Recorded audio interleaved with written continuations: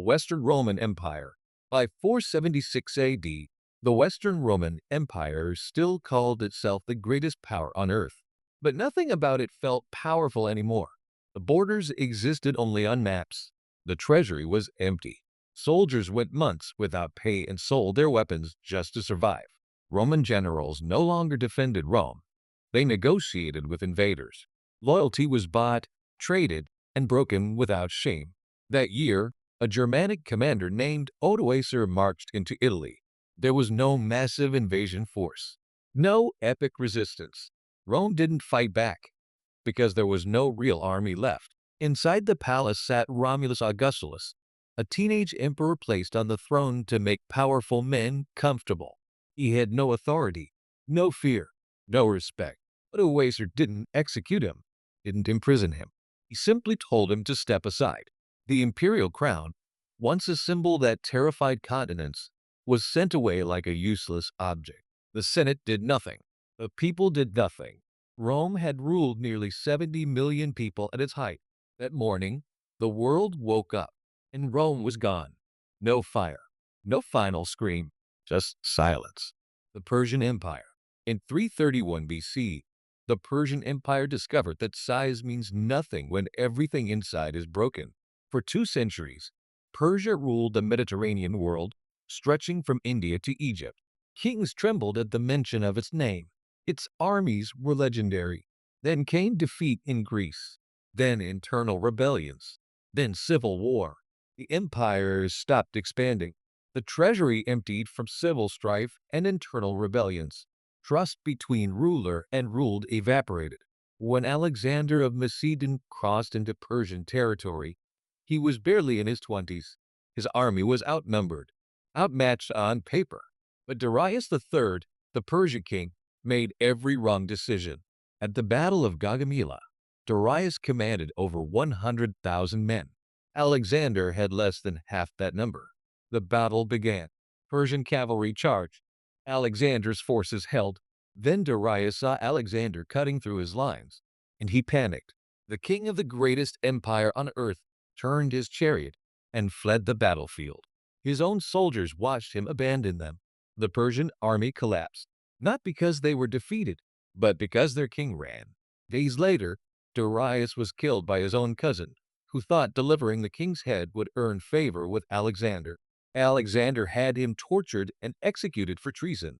An empire that had ruled for over 2 centuries ended with a king fleeing his own battle. The soldiers didn't lose. Their leader did. The Byzantine Empire. In 1453, Constantinople fell after standing for over 1,000 years. The city had been the heart of the Byzantine Empire since 330 AD. It was seen as the continuation of the Roman Empire itself, lasting nearly 1,500 years. Its walls were legendary, built to withstand any siege. For centuries, they did, but by 1453, the empire was already a memory trap inside stone. The city's population had collapsed from roughly 400,000 in the 12th century to between 40,000 and 50,000. What remained were villages separated by empty fields, all enclosed by walls that once protected an empire. The Byzantine Empire had shrunk to almost nothing, just the city itself, a few islands, some villages in Greece. When Sultan Mehmed II arrived in April with 80,000 men, the defending army numbered fewer than 5,000.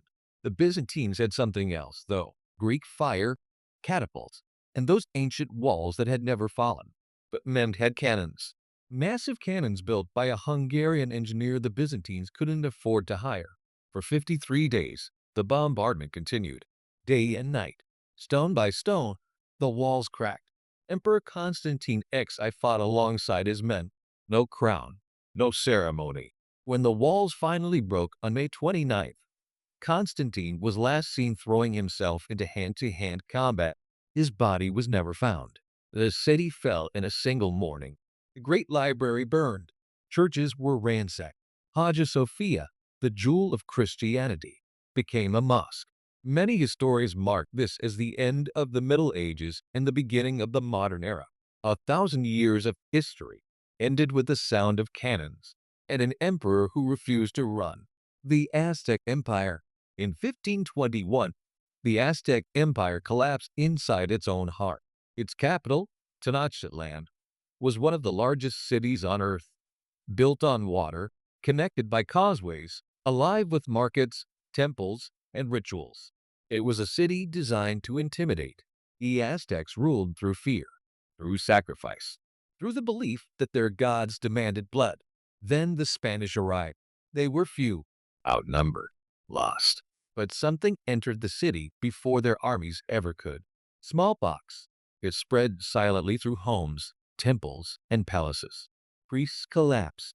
Generals died in their beds. Entire families vanished without a single fight. Bodies piled up faster than they could be burned. Enemy tribes, long oppressed by Aztec rule, joined the siege. Food routes were cut. Fresh water disappeared. People began drinking from polluted canals. By August 1521, over 90% of the city's population was dead or dying. Temples were dismantled stone by stone. Statues of gods were smashed. The emperor was captured. A civilization that took centuries to build was erased in less than 2 years. Fear did not save them. The gods stayed silent. The Mughal Empire. By 1857, the Mughal Empire was already hollow. Once, Mughal emperors ruled India from golden halls. Their courts overflowed with wealth, art, and power. Now, they survived on British approval. When rebellion erupted across northern India, the British responded without mercy. Delhi was stormed. Homes were burned. Entire neighborhoods were erased. Public executions followed. The last emperor, Bahadur Shah Zafar, was an elderly poet who believed his dynasty was already finished. When soldiers approached, he fled, not to a fortress, but to a tomb. British troops dragged him out. His sons were executed. Their bodies were displayed as a warning.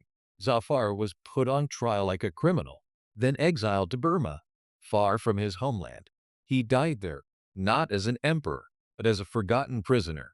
An empire that ruled for 3 centuries ended in humiliation and silence. The Qing dynasty. In 1912, something unprecedented happened. The Qing dynasty, the last imperial dynasty of China, collapsed without invasion. For over 2,000 years, China had been ruled by emperors. Dynasties fell, but the throne always survived. This time, humiliation did the damage. Foreign powers controlled ports. The economy collapsed. Revolution spread through the streets. The Emperor Puyi was only a child. He lived inside a palace he didn't control. Servants obeyed him, but the nation did not. When abdication papers were placed before him, he signed them without understanding what he was losing. No army defended him. No loyalists resisted. One day, he was the son of heaven. The next day, the empire was gone. An ancient system ended, without blood, without battle, without protest. The Ottoman Empire.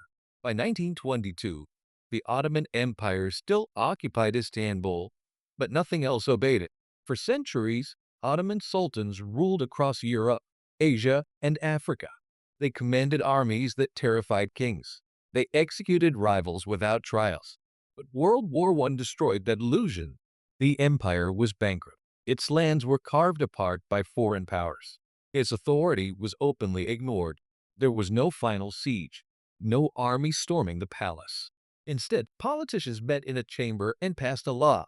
The sultanate was abolished. The last sultan, Mehmed VI, packed what he could carry. No soldiers stood by him. No crowds protested. He slipped out of the palace and boarded a British warship. The man whose ancestors ruled half the known world left as a refugee. No execution. No honor. An empire built on fear ended with paperwork and exile. The Soviet Union. In 1991, the Soviet Union collapsed while still armed with nuclear weapons. It controlled half of Europe. Its military numbered in millions. Its ideology shaped global politics. But inside, everything was failing. Factories stopped producing. Shelves were empty. People stopped believing. Fear, once the system's foundation, no longer worked. One by one, republics declared independence. In December 1991, the Soviet flag was lowered from the Kremlin. No invasion, no final war, no resistance. 15 new countries replaced it overnight. A superpower disappeared, not in fire, but in silence. Empires don't always die screaming. Some die quietly, while the world watches, and no one steps forward to stop it.